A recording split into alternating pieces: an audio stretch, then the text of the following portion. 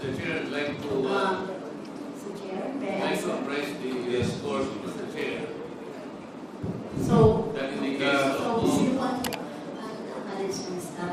this is a point of information, Mr. Chair. It's something that has to do with the rights Congressman of the liberty of people. In the court,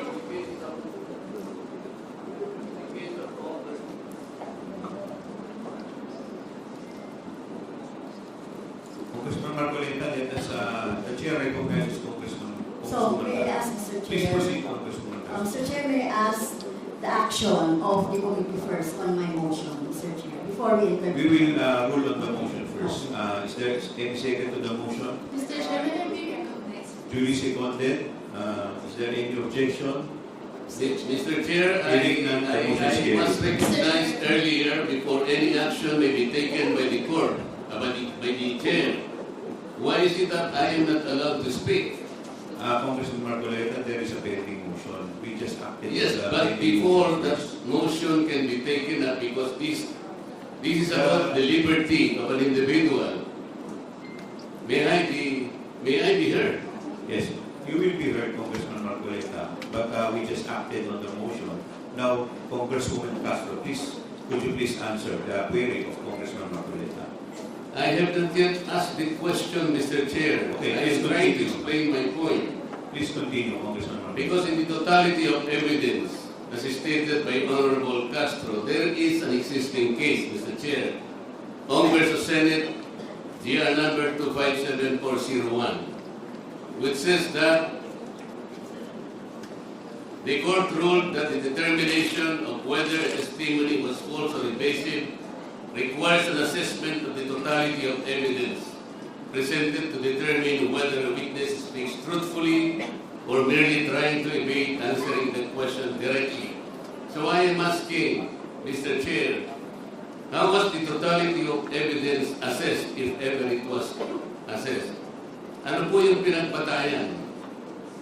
I think we deserve to know how the assessment was made. This concerns the liberty of an individual. Under the Constitution, no one should be deprived of life, liberty, or property without due process of law. I think Attorney Lopez deserves to be heard. Ano po yung assessment na ginawa ng chair o ng committee? Kasi po, nabasa ko lang o nakita ko, Mr. Chair, Attorney Lopez wrote the COA explaining the position of the OBP that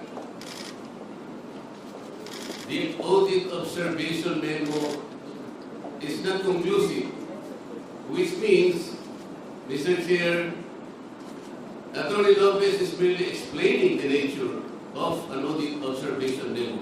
If I were the lawyer of the OBP, I would have done the same, because I think the very nature of the AON, it is not final and executory. Why would the COA abdicate its mandate of auditing the transaction or the funds utilization of the OBP? Why would the committee, Mr. Chair, arrogate upon itself the very mandate and responsibility of the Commission on Audit?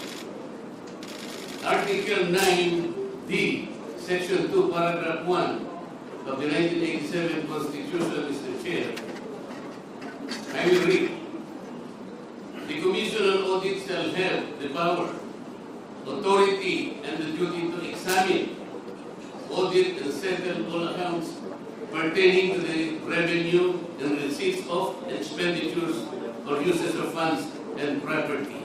Mr. Chair, this constitutional provision jives with Section 25, Paragraph 2 of Presidential Decree 1445, or the State Audit Code of the Philippines, which says, to develop and implement a comprehensive audit program that shall encompass an examination of financial transactions, accounts, and reports including evaluation of compliance with applicable laws and regulations. Meaning to say, Mr. Chair, the mandate and authority to audit accounts on the expenses or expenditures of government is only the COA. I believe it is my respectful submission, Mr. Chair, that this committee usurped that particular mandate and that will now put the Commission on Audit positions in a compromise, Mr. Chair. How will you now assess the authority, the integrity, and the mandate? It is an independent constitutional body which mandate rests upon them. And I think the audit observation memo, Mr. Chair, is still under process by the committee, by the Commission on Audit. Why would we take that responsibility from the Commission on Audit? Why don't we allow the process to proceed and complete an investigation? I am raising a constitutional issue before this committee, Mr. Chair. We cannot arrogate upon ourselves the principal mandate reposed to the COA. It is the Constitution itself which gave them that responsibility, that authority and mandate. Where in Article 7 of the Philippine Constitution, which is the grant of legislative power, can this committee arrogate upon itself that particular mandate? I would like that question to be answered, Mr. Chair. Thank you, Congressman Marcoleta. The Chair would like to recognize the Honorable Congressman Padua. Thank you, Mr. Chairman. Mr. Chairman, just to clear it out with regards to the jurisprudence that's cited by the Honorable Marcoleta with regards to Ong versus Haley. That is true. No, that the resolution of the Supreme Court favors Lincoln Ong, but that is a question of due process because Lincoln Ong was that time was cited in contempt. Now, question the case of. Mr. Chair, I direct the question to you. I have not yet finished my manifestation or answer the query of the Honorable Marcoleta. Mr. Chairman. Mr. Chair, was very honorable. Congressman Marcoleta will be Chairman. recognized. Mr. Chairman, I Mr. aware Chair, that. the question was addressed to the Chair. With respect to the Chair, I'd like the Chair to answer. This is a constitutional issue. Congressman Marcoleta, let me first recognize Congressman Padua. Before you answer, before you Congressman recognize him, Marcoleta, you are out of order. I deserve, Mr. Chair, an answer. 1 minute suspension, declare to Chair.